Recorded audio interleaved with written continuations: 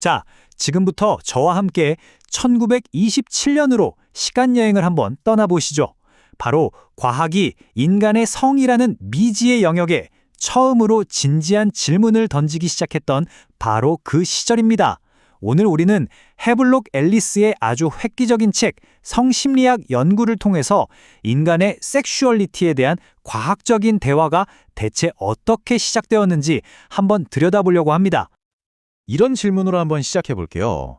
우리가 정숙함 하면 떠올리는 부끄러움이라는 감정. 만약에 이게 사실은 부끄러움이 아니라 두려움에서 온 거라면 어떨까요?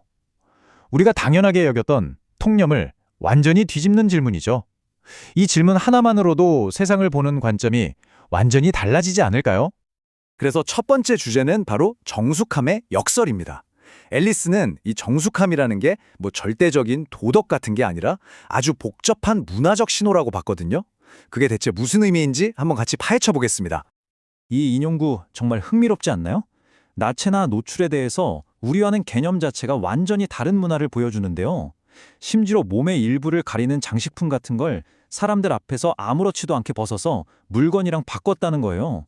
우리 생각과는 정말 정반대죠. 그런데 바로 다음 장을 보면 또 정반대의 이야기가 나옵니다. 한쪽에서는 저렇게 완전히 개방적인데 다른 문화권에서는 믿을 수 없을 정도로 정숙함을 보인다는 거죠. 극과 극이에요. 그러니까 초창기 성과학자들은 바로 이런 인간의 행동의 어마어마한 스펙트럼을 이해하려고 했던 겁니다. 똑같은 사람인데 문화에 따라 어떻게 이렇게까지 달라질 수 있을까 하고요. 자, 그래서 앨리스가 내놓은 핵심 이론이 바로 이겁니다. 정숙함이라는 건 우리가 생각하는 그런 고상한 사회적 예절 같은 게 아니라는 거예요. 그보다 훨씬 더 원시적인 감정, 바로 두려움에서 시작됐다는 거죠. 다른 사람에게 혐오감을 주거나 원치 않는 관심을 끌게 될까봐 두려워하는, 어찌 보면 생존과 관련된 본능이라는 겁니다. 당시로서는 정말 혁신적인 생각이었죠. 그러니까 앨리스는 문화를 이렇게 딱 둘로 나눠서 본 거예요. 어떤 문화에서는 성기를 그냥 아름답고 즐거운 우리 몸의 일부로 자연스럽게 여기는 반면에 소위 문명화된 문화에서는 그걸 감추고 드러내지 않는 걸 미덕이자 규범으로 여긴다는 거죠. 자연스러운 태도에서 의식적인 은폐로 생각이 바뀌었다는 겁니다. 근데 진짜 재미있는 건 이 부분이요. 타히티 사람들은요, 다른 사람 앞에서 밥 먹는 걸 너무 부끄럽게 여겨서 가족끼리도 서로 등을 돌리고 식사를 했다고 합니다. 이게 뭘 의미할까요? 정숙함이라는 감정이 꼭 성적인 거에만 국한되는 게 아니라는 걸 보여주는 아주 기가 막힌 사례인 거죠. 자, 이제는 시선을 좀 바꿔볼까요? 밖으로 드러나는 사회적인 모습에서 우리 몸 안, 그러니까 생물학적인 측면으로 한번 들어가 보겠습니다. 바로 성적 주기성이라는 개념인데요. 인간의 욕망에도 어떤 자연의 리듬이나 주기가 있지 않을까 하는 생각이었어요. 예를 들면 이런 거예요. 1년 주기로 봤을 때 사람들의 성적 활동이 봄이랑 가을에 가장 활발해진다는 데이터가 있었다는 거죠. 왜 그럴까? 생각해보니 옛날 축제들이나 계절의 변화 같은 게 우리 몸과 행동에 영향을 준다고 본 겁니다. 날이 풀리고 활력이 넘치는 계절에 성적인 욕망도 같이 최고조에 이른다는 설명이었죠.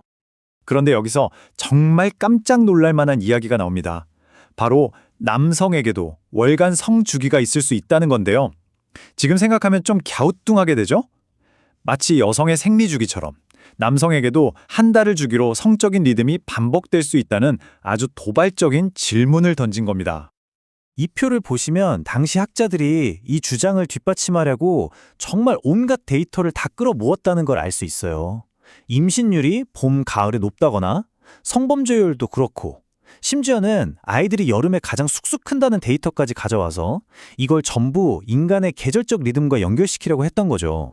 자, 이제 마지막 파트입니다. 가장 개인적이고 은밀한 우리 내면의 세계로 들어가 볼 시간이에요. 앨리스가 성적인 생각이나 감정 같은 지극히 사적인 영역을 어떻게 과학의 잣대로 분석하려고 했는지 한번 들여다보죠. 앨리스가 자기에로티시즘이라고 부른 개념인데요. 이게 뭐냐면 외부에서 누가 자극하지 않아도 우리 안에서 저절로 생겨나는 모든 성적인 감정을 말합니다. 그러니까 우리가 흔히 생각하는 자위행위뿐만 아니라 꿈이나 멍하니 하는 상상, 심지어 아무 이유 없이 몸이 반응하는 것까지 전부 다 여기에 포함시킨 거예요. 굉장히 넓은 개념이죠. 그런데 성적 흥분을 일으키는 원인으로 꼽은 것들이 정말 좀 엉뚱하기도 하고 재밌습니다. 말타기, 기차여행, 재봉틀, 자전거 이런 것들이요. 이게 왜 나왔을까요? 바로 당시 산업시대의 일상적인 것들, 예를 들면 기차나 재봉틀의 진동 같은 것들이 우리 몸에 어떤 영향을 미치는지 처음으로 주목하기 시작했다는 증거죠. 당시로서는 정말 파격적인 관찰이었습니다. 마지막으로 다룰 주제는 동성애에 대한 당시의 접근법입니다.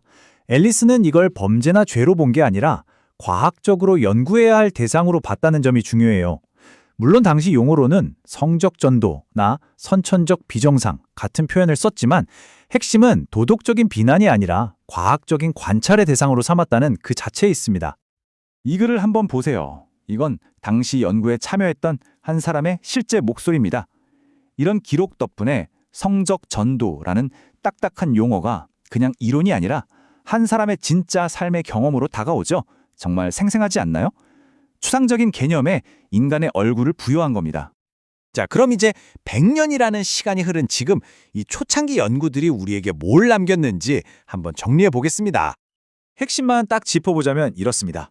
물론 지금 보면 이상하고 부족한 부분도 많지만 이들의 연구가 현대 성과학의 첫 삽을 떴다고 할 수 있어요. 가장 큰 의미는 모두가 쉬쉬하던 성의 문제를 어두운 못에서 과학이라는 밝은 무대 위로 끌어올렸다는 거. 바로 그거겠죠.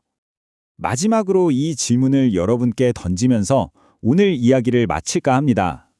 지금 우리가 너무나 당연하게 생각하는 성에 대한 지식이나 생각들이 사실은 이렇게 100년도 더 전에 누군가가 던졌던 엉뚱하고 대담한 질문에서부터 시작된 건 아닐까요?